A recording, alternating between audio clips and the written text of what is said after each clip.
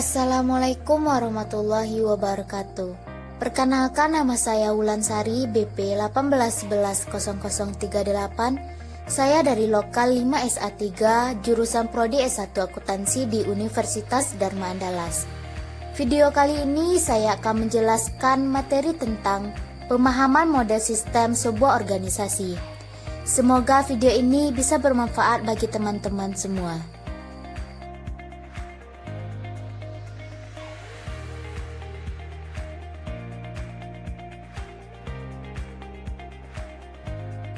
Materi pertama dari model sistem sebuah organisasi adalah organisasi sebagai sistem.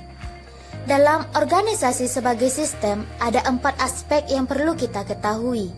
Yang pertama, keterkaitan dan saling ketergantungan sistem. Yang kedua, organisasi virtual dan tim virtual. Yang ketiga, mengambil perspektif sistem. Yang keempat, sistem perusahaan melihat organisasi sebagai sistem. Aspek pertama dari organisasi sebagai sistem adalah keterkaitan dan saling ketergantungan sistem. Di dalam aspek ini ada 4 poin yang harus kita ketahui. Yang pertama, semua sistem dan subsistem saling terkait dan saling bergantung. Fakta ini memiliki implikasi penting baik bagi organisasi maupun bagi para analis sistem yang berusaha membantu mereka mencapai hasil yang lebih baik untuk tujuan mereka. Ketika ada elemen sistem yang diubah hilangkan, elemen dan subsistem lainnya juga terpengaruh secara signifikan. Poin yang kedua, semua sistem memproses masukan dari lingkungan. Maksud dari semua sistem memproseskan dari lingkungannya adalah proses berubah atau mengubah masukan. Setiap kali Anda memeriksa sistem untuk melihat apa yang ada diubah atau diproses. Jika tidak ada yang berubah, Anda mungkin tidak mengidentifikasi proses. Proses umum dalam sistem termasuk memverifikasi, memperbarui, dan mencetak. Kontrol untuk mengelola sumber daya mereka secara efektif menunjukkan bagaimana keluaran sistem digunakan. Umpan balik yang membandingkan kinerja dengan sasaran. Perbandingan ini pada gilirannya membantu manajer merumuskan tujuan yang lebih spesifik sebagai masukan. Poin yang ketiga, semua sistem dibatasi oleh batasan yang memisahkannya dari lingkungannya. Batasan organisasi berada dalam satu kontinum, mulai dari yang sangat permeabel hingga hampir kedap air untuk terus beradaptasi dan bertahan hidup.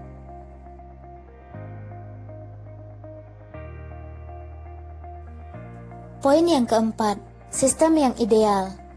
Sistem yang ideal adalah sistem yang mengoreksi diri atau mengatur diri sendiri sedemikian rupa, sehingga keputusan tentang kejadian yang khas tidak diperlukan. Contohnya adalah sistem rantai pasokan untuk perencanaan produksi yang memperhitungkan permintaan saat ini, dan yang diproyeksikan serta merumuskan yang diusulkan solusi sebagai keluaran. Umpan balik diterima dari dalam organisasi dan dari lingkungan luar di sekitarnya. Segala sesuatu yang berada di luar batas organisasi dianggap sebagai lingkungan. Banyak lingkungan dengan berbagai tingkat stabilitas merupakan lingkungan di mana organisasi berada. Di antara lingkungan tersebut adalah yang pertama, lingkungan masyarakat di mana organisasi secara fisik berada. Yang kedua, lingkungan ekonomi. Yang ketiga, lingkungan politik. Dan yang keempat, lingkungan hukum. Aspek yang kedua dari organisasi sebagai sistem adalah organisasi virtual dan tim virtual. Yang pertama, organisasi virtual. Seluruh organisasi atau unit organisasi sekarang dapat memiliki komponen virtual yang memungkinkan mereka untuk berubah konfigurasi untuk beradaptasi dengan permintaan proyek atau pasar yang berubah.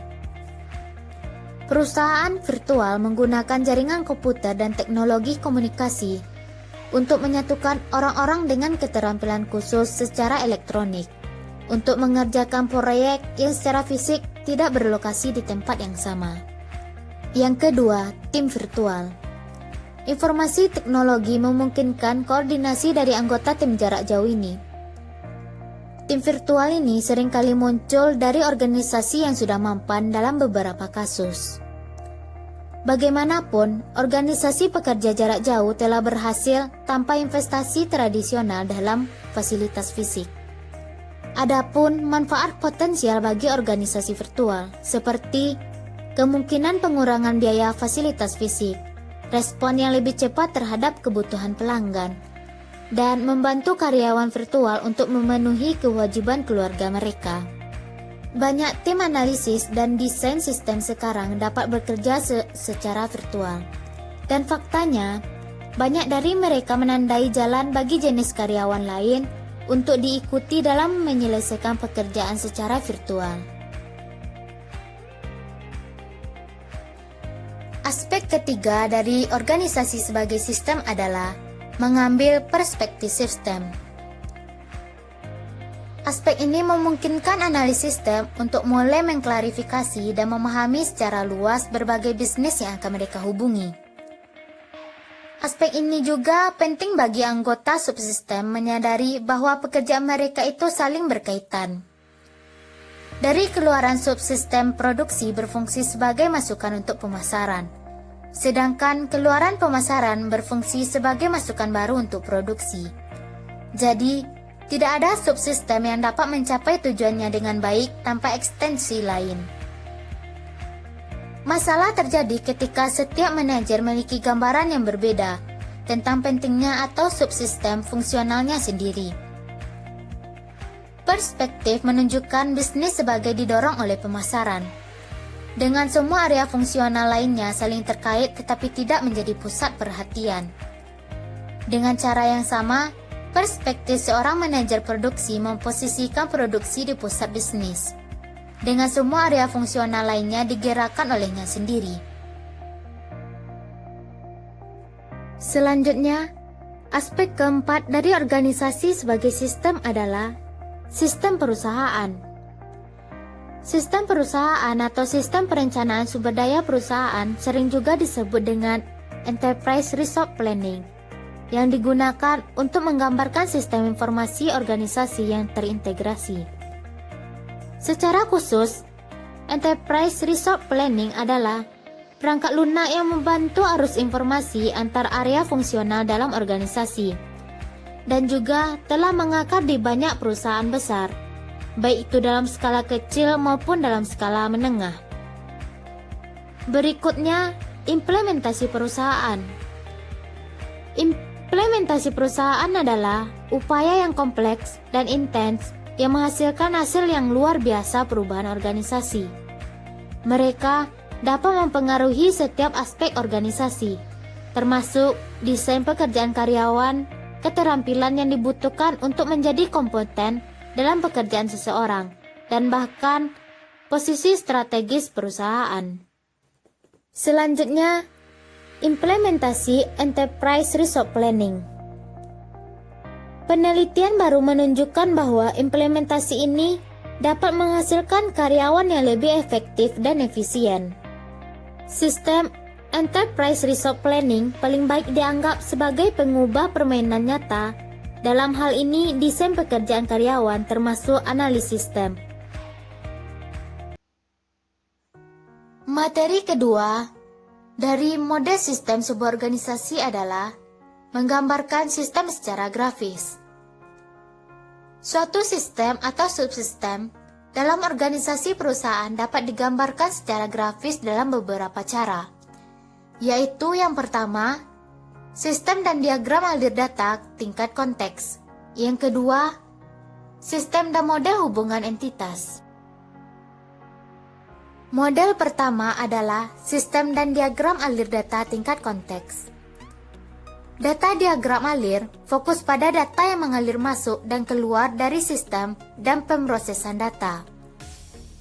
Komponen dasar dari setiap program komputer dapat dijelaskan secara rinci dan digunakan untuk menganalisis sistem untuk akurasi dan kelengkapan. Proses mengubah data yang masuk menjadi informasi keluar dan tingkat konten hanya memasuki satu proses, mewakili keseluruhan sistem. Entitas eksternal mewakili setiap entitas yang memasuk atau menerima informasi dari sistem, tetapi bukan merupakan bagian dari sistem. Entitas ini mungkin seseorang, sekelompok orang, posisi atau departemen perusahaan atau sistem lainnya. Garis-garis yang menghubungkan entitas eksternal untuk proses tersebut disebut aliran data, dan mereka mewakili data. Dalam contoh sebelumnya, hanya reservasi yang merupakan bagian dari proses. Model yang kedua adalah sistem dan model hubungan entitas. Cara lain seorang analis sistem dapat menunjukkan ruang lingkup sistem dan menentukan batas-batas sistem yang tepat adalah dengan menggunakan model hubungan entitas. Unsur-unsur yang membentuk sistem organisasi dapat disebut sebagai entitas. Entitas bisa berupa orang, tempat, atau benda.